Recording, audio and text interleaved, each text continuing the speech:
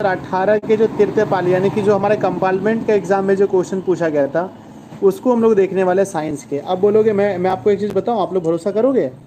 Yes करूंगा sir. देखिए 2018, अगर आप 2021, 20, 19, 18 कर लेते हो ना, अब जो क्वेश्चंस के लेवल है ना बहुत ज़्यादा आसान हो गए हैं। अब आपके लिए कोई क्वेश्चन ज़्यादा हार्ड नहीं बचा। तो आप कह सकते हो कि साइंस का लगभग पूरा पूरा क्वेश्चन बैंक आप लोगों ने देख लिया साइंस का। अब कुछ लोग कहते थे सर आप क्वेश्चन बैंक मत कराओ, ये कराओ वो कराओ, लेकिन बच्चे मेरे में एक चीज़ कमी है ना, मैं जब जो चीज़ चाहूँगा मैं पहले उसे कंप्लीट करूँगा। तो ये क्वेश्चन बैंक अब आपका समाप्त होने वाला है। आपका भी 2000, आप बोलोगे सर हमारा तो 16 रह गया सर, 15 रह गया। हाँ उसमें 20-20 क्वेश्चन है, मैं उसे रिकॉर्डेड करके सुबह सुबह दूंगा। 11 तो मैंने करवा दिया है, 12, 13, 14, 15 का मैंने रिकॉर्ड करके लगा दिया है, ठीक है ना। सारा का सारा आपको मिल जाएगा, आप परेशान ना हो मेरे बच्चे। मैंने बोला था ना कि जब मैं अगर किसी के मदद के लिए चाह लिया हूँ तो बस मैं करूँगा, मदद तो करूँगा, बस भरोसा रखिए। चलिए शुरू करते हैं पहले क्वेश्चन से, ठीक है ना। अब बात होगी बाद में। इसका पीडीएफ आप लोग टेलीग्राम पर ले लीजिएगा, दिशा ऑनलाइन क्लासेस पर मिल जाएगा। पहला क्वेश्चन पढ़िए, वो किसके किसके बीच काम करता है। देखो हमारा जो शरीर का जो पीएच मान होता है से लेकर के 7.8 के बीच काम करता है, 7.0 से 7.8 के बीच। तो पहला का ऑप्शन होगा, ऑप्शन नंबर बी सही होगा। देखो क्वेश्चन नंबर 2 देखिए, श्वसन के लिए अंतिम उत्पाद क्या होता है। जो हम लोग श्वसन करते हैं ना उसमें अंतिम रूप से क्या बनता है, ये आपको बताना है कि हम लोग जब श्वसन करते हैं तो अंतिम रूप से क्या बनता है। भाई साहब देखो, जब हम लोग श्वसन करते हैं ना तो उसमें क्या होता है, कार्बन डाइऑक्साइड, जल और ऊर्जा तीनों बनता है। देखो हम ये मैं बोर्ड वाला क्लास क्यों नहीं ले पा रहा हूँ, हमारे यहाँ पर ना वो तो बाढ़ का पानी आया था जिसके कारण से हमारा बोर्ड नीचे धंस गया है। तो CO2, H2O और ऊर्जा होता है। तो ऑप्शन नंबर क्या होगा आपका, डी सही होगा। अगले क्वेश्चन पे चलिए, क्वेश्चन नंबर 3। क्वेश्चन है कि निम्नलिखित में से कौन सा ऊर्जा का नवीकरणीय स्रोत है। नवीकरणीय स्रोत कौन सा है, ठीक है ना। नवीकरण का मतलब होता है जो हमारा समाप्त नहीं होगा। अमित कुमार जी हम देख रहे हैं, आप है ना, आप टेंशन ना लीजिए। कोयला अनवीकरणीय है क्योंकि ये समाप्त हो जाएगा। पेट्रोल अनवीकरणीय समाप्त हो जाएगा, जो समाप्त नहीं हो। तो जैव मात्रा जो है ना ये समाप्त नहीं होगा जब तक ये हमारी पृथ्वी रहेगी। तो ऑप्शन नंबर ए सही है, ऑप्शन नंबर ए सही है जी, ठीक है। ईमानदारी से आप लोग को देना है टेस्ट, लास्ट में बताना 40 में कितने सही किए आपने। नेक्स्ट है हमारे पास कि किसी विद्युत धारावाही चालक तार द्वारा उत्पन्न चुंबकीय क्षेत्र की दिशा निर्धारित करने के लिए किसकी सहायता ली जाती है। चुंबकीय क्षेत्र की दिशा निकालने के लिए आप किसके नियम का प्रयोग करना चाहेंगे। क्वेश्चन नंबर 4 बहुत अच्छा क्वेश्चन है, जल्दी कीजिए आप लोग, ठीक है ना। चुंबकीय क्षेत्र की दिशा बताने के लिए आप किसका उपयोग करना चाहेंगे। तो देखिए चुंबकीय क्षेत्र की दिशा के लिए ना फ्लेमिंग के वामहस्त नियम से सब कुछ निकल जाता है। चुंबकीय क्षेत्र की दिशा, धारा की दिशा सब निकल जाता है फ्लेमिंग हस्त नियम से। तो फ्लेमिंग के वामहस्त नियम से ही होगा। नेक्स्ट है हमारे पास जी क्वेश्चन नंबर 5, निर्वात में प्रकाश की चाल कितनी होती है। बहुत ही बढ़िया है, 2018 का ये कंपार्टमेंट का एग्जाम है, थोड़े क्वेश्चन टफ जरूर थे। तो निर्वात में जो प्रकाश की चाल होती है ना, निर्वात में जो प्रकाश की चाल होती है वो 10⁸ मीटर पर सेकेंड होता है। तो ऑप्शन नंबर क्या होगा, सी से होगा, 10⁸ मीटर पर सेकेंड। अगला क्वेश्चन नंबर 6 कि विकास के आधार पर निम्नलिखित में से किसका शारीरिक अभिलक्ष्य है ना अभिकल्प है, यानी कि किसका ज़्यादा विकास किया है। अगर मैं विकास के अनुसार देखूँ तो ग्रोथ के अनुसार सबसे ज़्यादा किसका शरीर किया है, आपको बताना है। क्वेश्चन नंबर 6, ठीक है। आप सभी को मैं कहता हूँ, आप लोग अगर मुझे पसंद करते हैं तो वीडियो को शेयर मेरा जरूर कीजिए ताकि सब लोग क्लास में ज्वाइन हो पाए। तो विकास के आधार पर जो है ना शारीरिक अभिलक्षण जो है ना चिंपैंजी का सबसे ज़्यादा विकास है, ग्रोथ है। तो ऑप्शन नंबर डी होगा। नेक्स्ट हमारा कि एल्कीनों का सामान्य सूत्र क्या होता है। एल्कीनो मतलब एल्कीन बोलना चाहिए ना, इसको एल्कीन बोलना चाहिए। कुछ टाइपिंग मिस्टेक भी हो गए जो बुक में, वही हमारे बच्चे ने भी ऐसे हमने है ना इसे टाइपिंग कर दिया। एल्कीन का सामान्य सूत्र क्या होता है, ठीक है। हमने कई बार बताया आपको कि एल्कीन जो होता है ना, एल्केन होता है CnH2n+2, एल्केन का होता है। एल्काइन का CnH2n-2 होता है। एल्कीन जो होता है ना, एल्कीन जिसमें लगा रहे कीन, वो CnH2n होता है। ऑप्शन नंबर ए CnH2n होता है, ऑप्शन नंबर ए सही है। एल्कीनों का सामान्य सूत्र ये होता है। क्वेश्चन नंबर 8 देखो, एसिटिक अम्ल का तनु विलयन के बारे में कौन सा अवलोकन सत्य है। एसिटिक अम्ल जो होता है ना उसका तनु विलयन, यानी उसका जो विलयन होता है, उसका जो घोल होता है वो कैसा गंध करता है, ठीक है ना। 8वां नंबर क्वेश्चन, एसिटिक अम्ल का तनु विलयन जो होता है ना वो सिरका के जैसे गंध करती है। कैसे करता है, सिरका के जैसा गंध करता है, क्योंकि सिरका में एसिटिक अम्ल पाया जाता है। सिरका में एसिटिक अम्ल पाया जाता है, तो ये सिरका के जैसी गंध करती है। ऑप्शन नंबर ए सही है। ठीक है ना, बहुत बढ़िया आज़ाद सोहन जी, बहुत बढ़िया। नेक्स्ट है, निम्नलिखित में प्रकाश के रंगों में किस रंग का अपवर्तनांक अधिक होता है? भाई साहब, किस रंग का अपवर्तनांक अधिक होता है? मैंने आपको क्या बोला था कि आप तरंग दैर्ध्य केवल पर लेना लाल रंग का। अगर पूछे किस रंग का तरंग दैर्ध्य अधिक होता है तो आंसर मारेंगे हम लोग लाल रंग का। लेकिन अपवर्तनांक पूछे, दूसरा कुछ भी पूछे, तो आंसर क्या होगा? बैगनी रंग का अधिक होता है अपवर्तनांक। अपवर्तनांक बैगनी रंग का सबसे अधिक होता है। ऑप्शन नंबर डी सही होगा। I am a new student गुरुजी, बहुत बढ़िया, कोई दिक्कत नहीं है। 10वां नंबर क्वेश्चन, विरंजक चूर्ण का अणुसूत्र बताइए। विरंजक चूर्ण का अणुसूत्र बताइए, क्वेश्चन नंबर आता है 10। विरंजक चूर्ण का अणुसूत्र क्या होता है? गुरुजी कई बार आपने पढ़ा है कि CaOCl2 ये विरंजक चूर्ण का अणुसूत्र होता है। ऑप्शन नंबर सी सही है, विरंजक चूर्ण का अणुसूत्र होता है। किसी प्रोटॉन का निम्नलिखित में से कौन सा गुण, किसी प्रोटॉन का निम्नलिखित में से कौन सा गुण किसी चुंबक के क्षेत्र से मुक्त गति करते समय परिवर्तित नहीं हो सकता है ना? किसी प्रोटॉन का निम्नलिखित में से कौन सा गुण किसी चुंबक के क्षेत्र से मुक्त गति करने के समय परिवर्तित नहीं हो सकता है? अगर कोई प्रोटॉन का कण है और वो चुंबकीय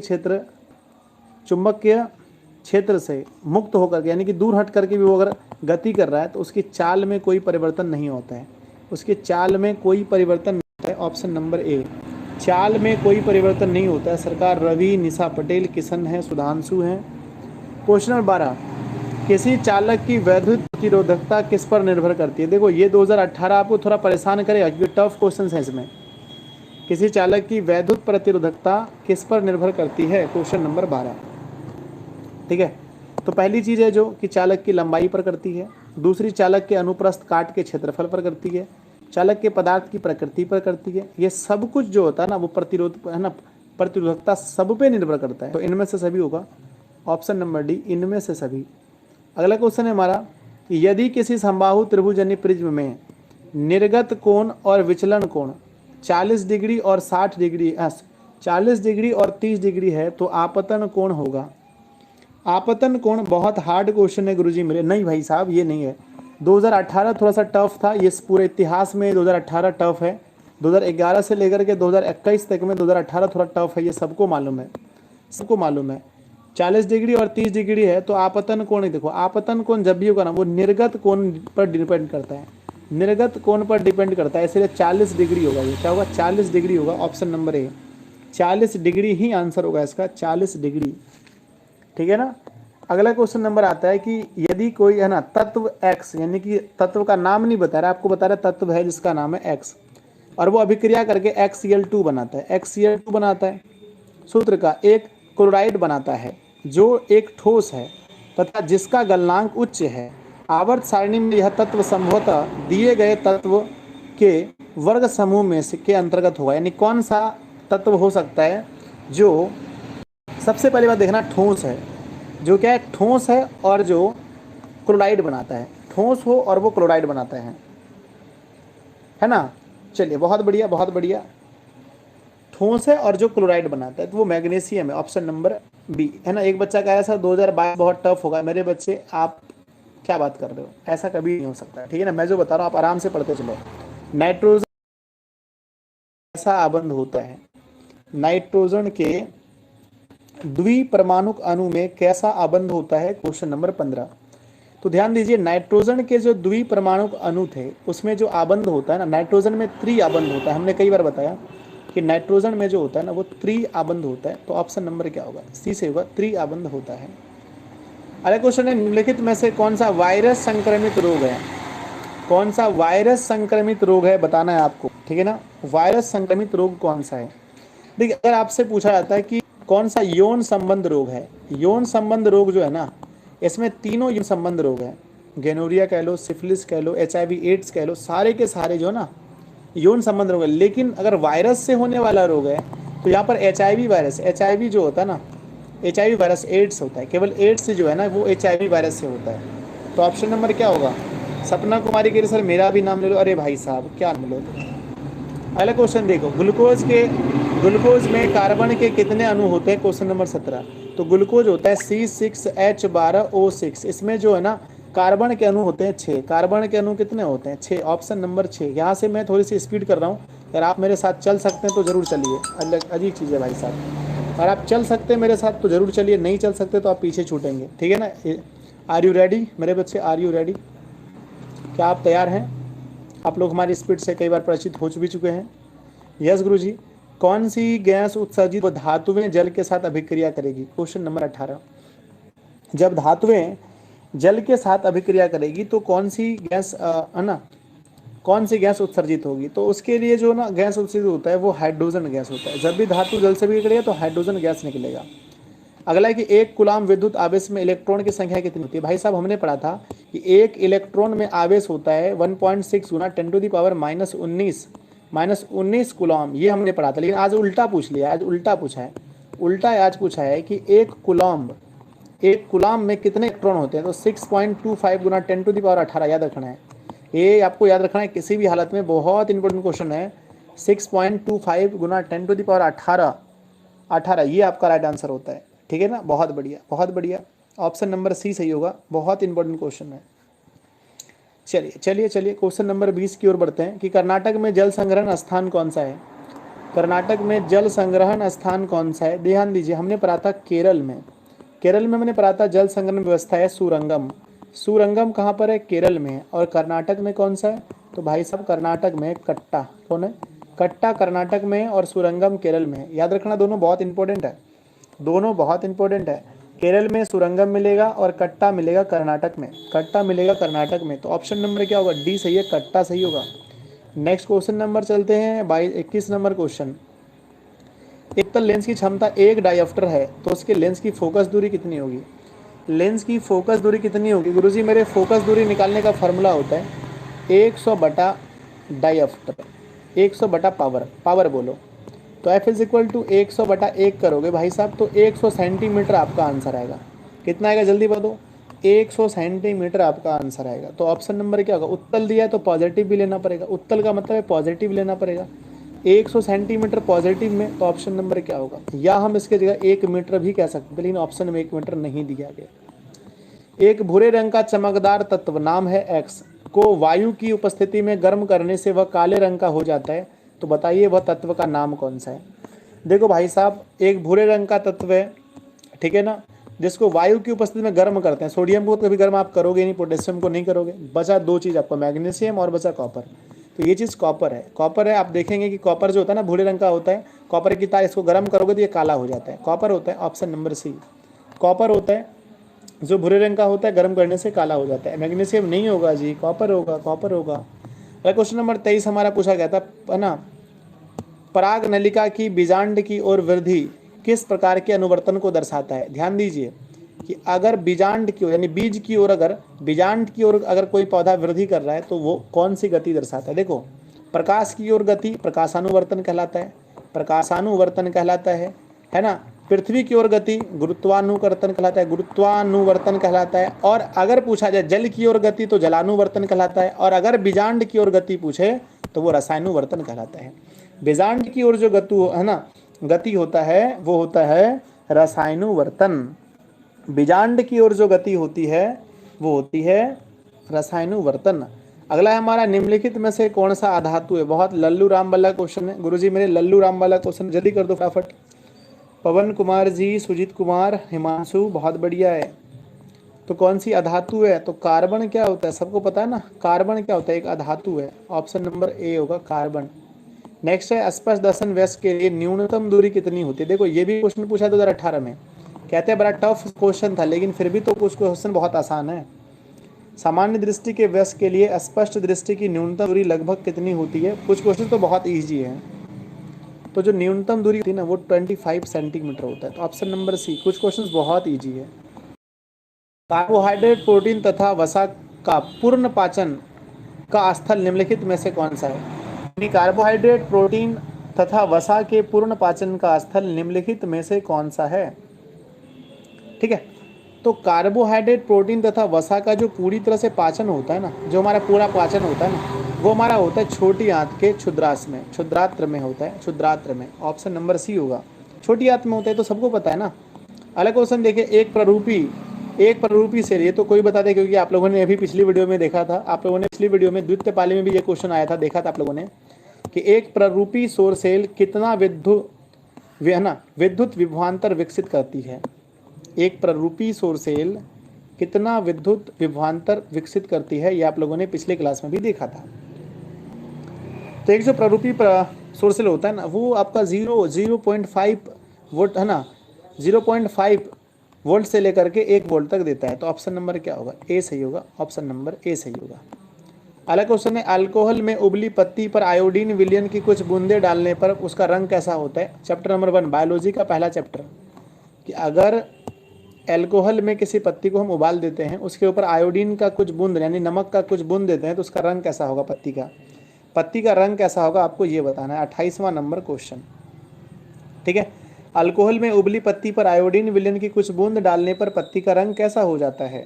मेरे बच्चे, जब आप उसके ऊपर डालोगे तो नीला खाली नहीं होगा, नीला होगा। और अगर देखो जिस भाग में उसके जिस भाग में हमारा क्लोरोफिल होगा वो वाला भाग नीला होगा, जिसमें नहीं वो काला हो जाएगा। तो नीला काला दोनों बोल सकते हैं ना, नीला काला दोनों होता है। ऑप्शन नंबर सी, नीला काला दोनों होता है। समझिए मेरी बात को, नीला काला दोनों होता है। उसके बाद विखंडन पायरुवेट में होता है, यह प्रक्रिया संपन्न किस में होती है? तो आसान है, ग्लूकोज का विखंडन पायरुवेट में होता है, यह प्रक्रम संपन्न होता है। तो सर टेलीग्राम पर पीडीएफ नहीं मिलता है, बहुत जल्दी मिलेगा, आप टेंशन ना लें, ठीक है ना। टेंशन ना ले, वो मेरी टेंशन हम जरूर दे देंगे।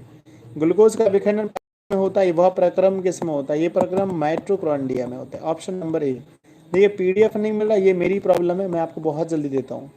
नेक्स्ट नंबर 30 है ना, एड्रीनल हार्मोन स्रावित होता है। एड्रीनल हार्मोन स्रावित होता है कहाँ से?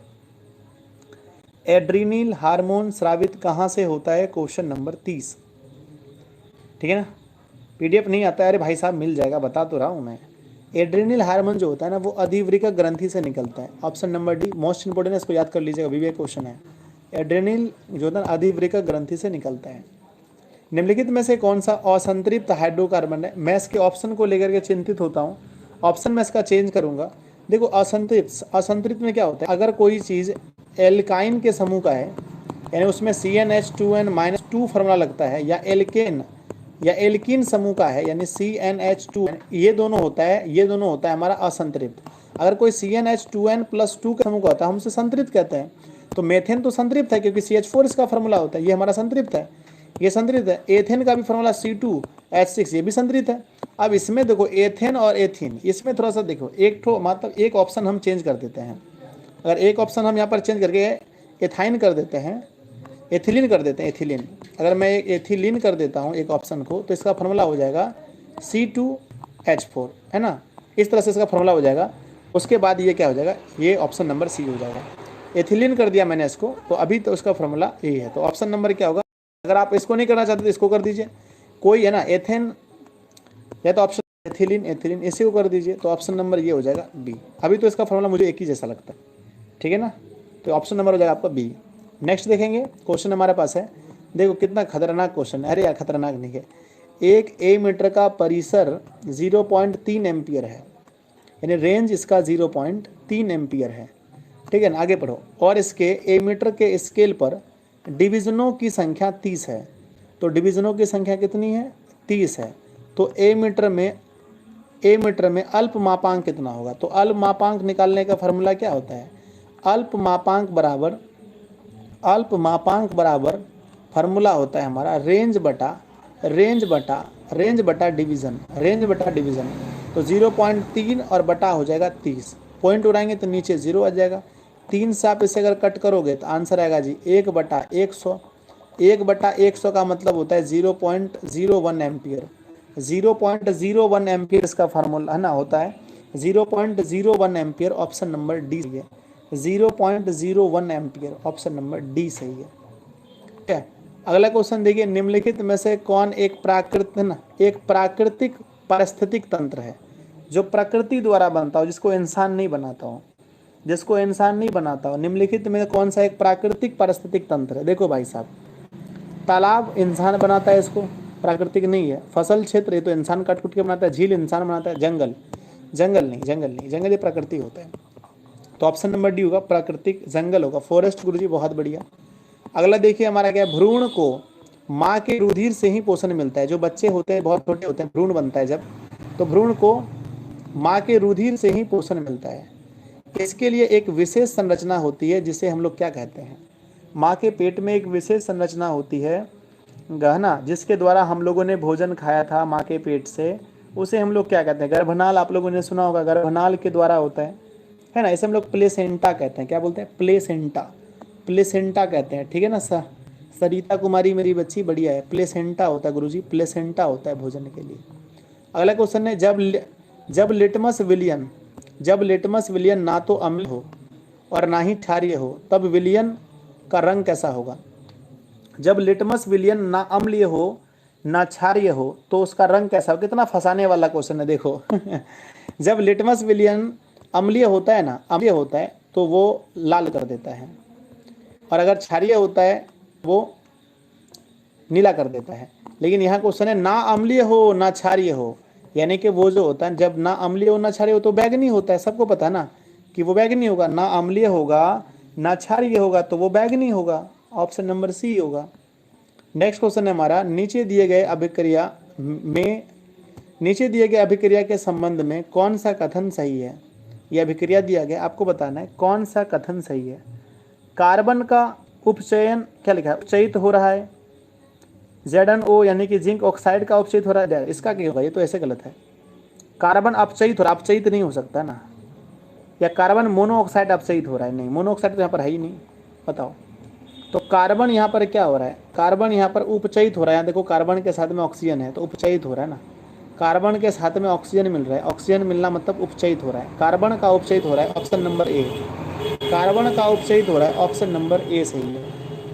37 नंबर क्वेश्चन देखिए, जब CO2 यानी कार्बन डाइऑक्साइड गैस को पानी में घोला जाता है तो उसके विलयन का pH मान क्या होगा?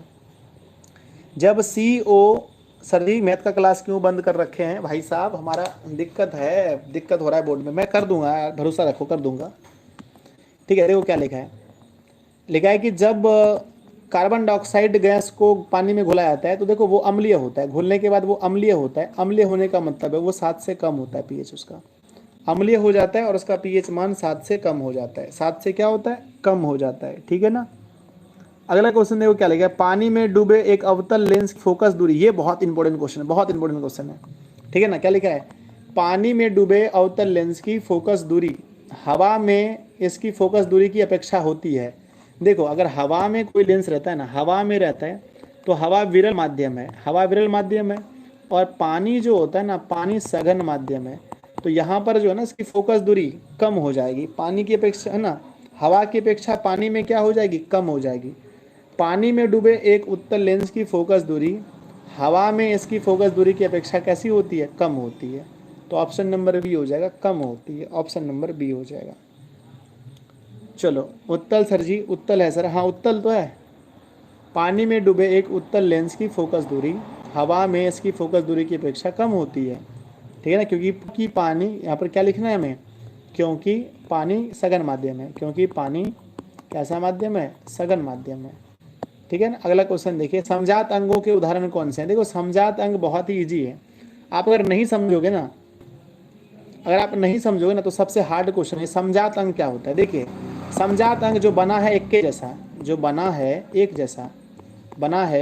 जैसा पर काम करता है अलग अलग, जैसा पर काम अलग अलग करता है। पर काम क्या करता है भाई साहब? अलग अलग करता है। जैसे हमारा हाथ और कुत्ते का आगे वाला दोनों पैर, हमारा हाथ और कुत्ते का आगल का पैर दोनों बना एक के जैसा है, लेकिन देखिए काम अलग है। हम हाथ का प्रयोग किसी वस्तु को पकड़ने के लिए करते हैं और कुत्ता दौड़ने के लिए करता है। तो हमारा हाथ और कुत्ते का अग्रपाद ये समझात अंग है, क्योंकि बना एक ही जैसा है पर काम अलग अलग है, ठीक है ना। तो ऑप्शन नंबर ए सही होगा, ठीक है जी। कहते हैं अंत भला तो सब भला। लीजिए हमारे शरीर में कौन सा हार्मोन कार्बो, प्रोटीन तथा वसा के उपापचयन को नियंत्रित करता है? कौन सा ऐसा हार्मोन है जो हमारे शरीर में कार्बोहाइड्रेट, प्रोटीन और वसा के उपापचय का नियंत्रण करता है? लास्ट क्वेश्चन देखिए, ये तो इंसुलिन हो नहीं सकता है, ठीक है ना। और एंड्रोजन, एंड्रोजन देखो हमारे एंड्रोजन एस्ट्रोजन ये सब का काम दूसरा है। एंड्रोजन का काम जनन में होता है ना। एस्ट्रोजन ये सब चीज़ नहीं होता है हम लोग में, ठीक है ना। तो थायरॉक्सिन हार्मोन जो होता है ना, ये सभी को नियंत्रित करता है। थायरॉक्सिन, ऑप्शन नंबर बी सही है। तो आप लोग अपने नाम के साथ, मैं अब जा रहा हूँ जी, अपने नाम के साथ सारे लोग अपने नाम के साथ नीचे कमेंट कर दीजिए आपने कितने नंबर लाए। वीडियो लाइक शेयर ज़रूर कीजिएगा। और देखिए आज मैंने क्या बता रहा हूँ आपको, बहुत महत्वपूर्ण बात बता रहा हूँ कि आज हमने क्या कर दिया, 2021 पूरा, 2020, 2019 और 2018 ये सारा हमने कंप्लीट कर दिया हर पाली का, और इसका प्ले लिस्ट बना दिया है। आप लोग वहाँ से जाकर के इसको बीच बीच में देखते रहिए, जब तक एग्जाम नहीं हो जाता सब दिन इसको देखते रहिए, ठीक है ना। इसके बाद अब आपको रिकॉर्डेड मिल रही है, 2011 हमने दे दिया है, 2012, 2013, 2014, 2015 रिकॉर्डेड करके हमने लगा दिया है, कल आपको मिल जाएगा ये चीज़ें। उसके बाद 16 और उसके बाद 17 ये सारा आपको रिकॉर्डेड मिलेगा, सुबह सुबह मिल जाएगा आपको, आप लोग आराम से देख लीजिए, ठीक है ना। ये आपका क्वेश्चन बैंक यानी मैं साइंस का पूरा कंप्लीट कर दिया हूँ, ठीक है ना, पूरा ऑब्जेक्टिव कंप्लीट है। और मैं 100% गारंटी देता हूँ कि जितना मैंने क्वेश्चन बैंक में पढ़ाया है इसी में 40 में 40 आएगा, इसका 100% गारंटी मैं देता हूँ। 40 में 40 क्वेश्चन यहीं से आएंगे। आप पूरा क्वेश्चन बैंक का ऑब्जेक्टिव अच्छे से पढ़ लीजिए, एक भी क्वेश्चन आपको बाहर से पढ़ने की जरूरत नहीं होगा, ठीक है ना, सभी क्वेश्चन हो जाएंगे। चलिए आप लोग देखिए, मेरे जाने के बाद वीडियो के नीचे कमेंट कीजिएगा ताकि मैं सबको अच्छे से देख पाऊँ। जय हिंद। आप सभी लोग प्ले लिस्ट में जाकर के सभी वीडियो को जरूर देखिएगा। धन्यवाद। अब देखिए, अब हम लोग अगले विषय को देखेंगे अच्छे से। मिलते हैं, आज कोई क्लास अब नहीं होगा। धन्यवाद आप सभी का। जय हिंद।